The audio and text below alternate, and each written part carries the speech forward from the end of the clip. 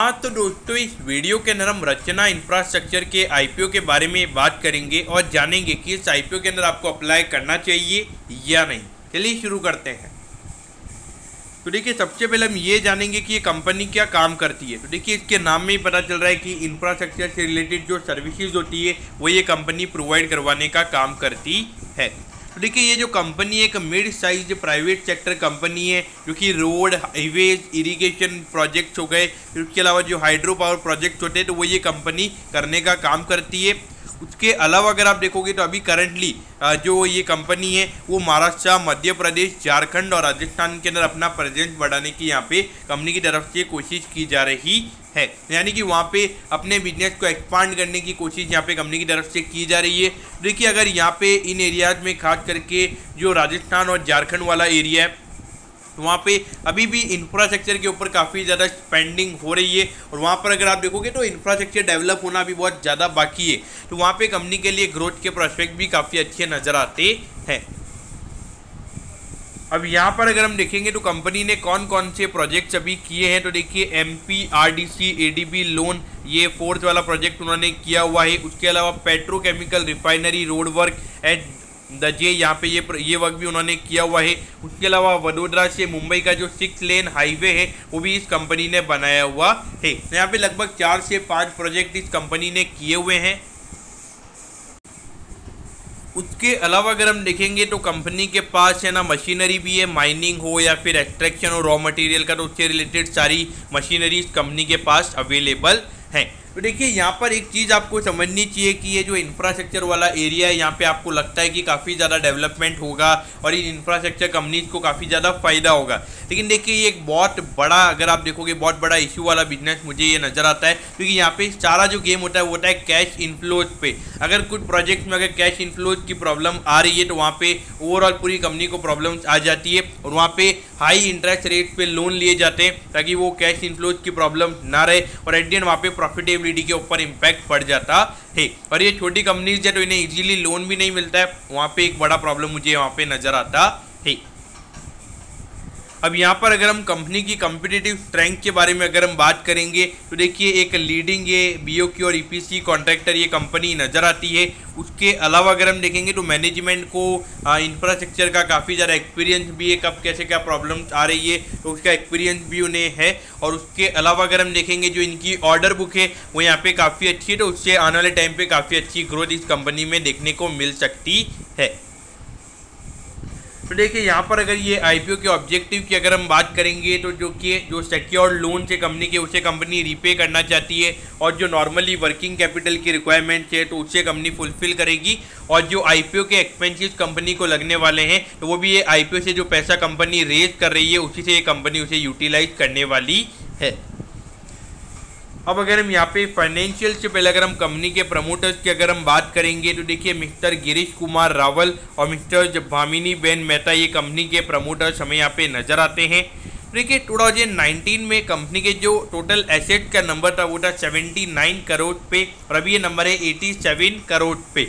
यहाँ पर अगर आप देखोगे तो एसेट से रिलेटेड यहाँ पे 2021 में कंपनी के एसेट के नंबर कम हो गए थे, तो ये एक प्रॉब्लम मुझे यहाँ पे नजर आता है।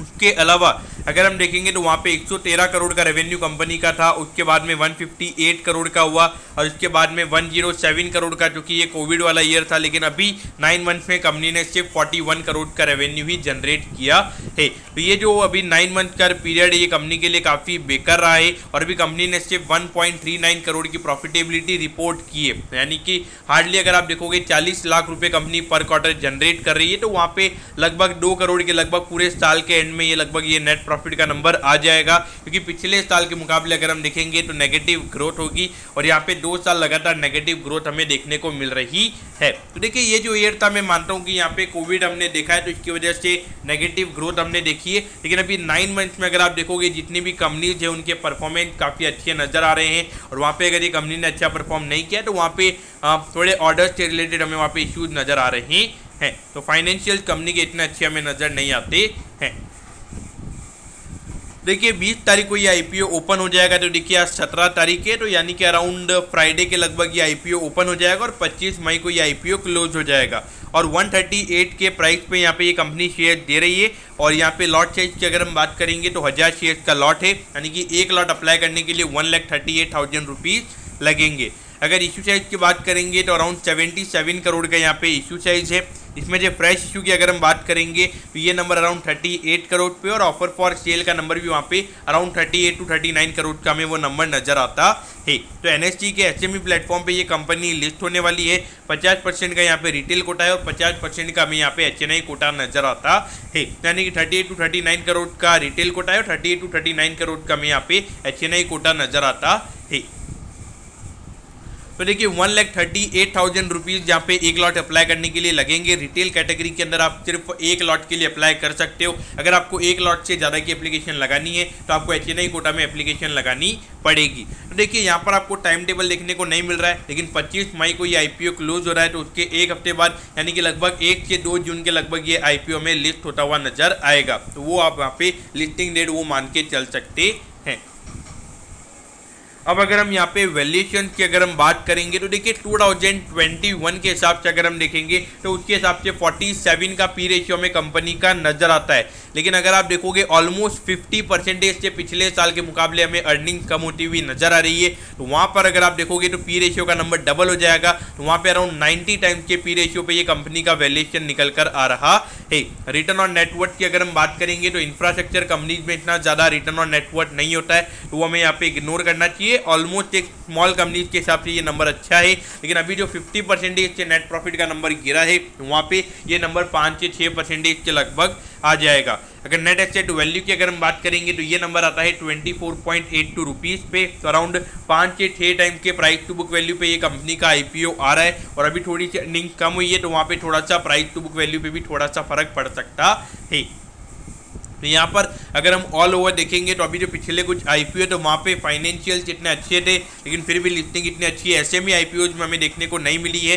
तो उस पॉइंट ऑफ व्यू से देखा जाए तो यहाँ पे तो फंडामेंटल्स भी इतने अच्छे नजर नहीं आते। Long term point of view से टोटली अवॉइड करना ही सही रहेगा। लेकिन अगर हम listing in point of view से अगर हम बात करेंगे तो मेरे ख्याल से तो टोटली अवॉइड करना चाहिए listing in point of view से। लेकिन फिर भी अगर अराउंड 10 से 12 टाइम का सब्सक्रिप्शन अगर आपको इस आईपीओ में देखने को मिलता है तो वहाँ पे अराउंड 5 से 10% के लिस्टिंग इन आपको मिल सकते हैं। लेकिन मेरे ख्याल से अगर आपका रिस्क एपेटाइट हाई है तो ही आपने देखना चाहिए, बाकी मेरे ख्याल से टोटली अवॉइड करना चाहिए, क्योंकि कंपनी के अगर हम फंडामेंटल्स देखेंगे तो बिल्कुल अच्छे यहाँ पे नजर नहीं आते हैं। तो दोस्तों मैं होप करता हूँ कि रचना इंफ्रास्ट्रक्चर का जो आईपीओ है उसके बारे में आपको सब कुछ पता चल गया होगा। अगर आपकी कोई भी क्वेरीज है आप कमेंट कीजिए, मैं जरूर आपके कमेंट पर रिप्लाई करूँगा। ओके दोस्तों, thank you, have a nice day.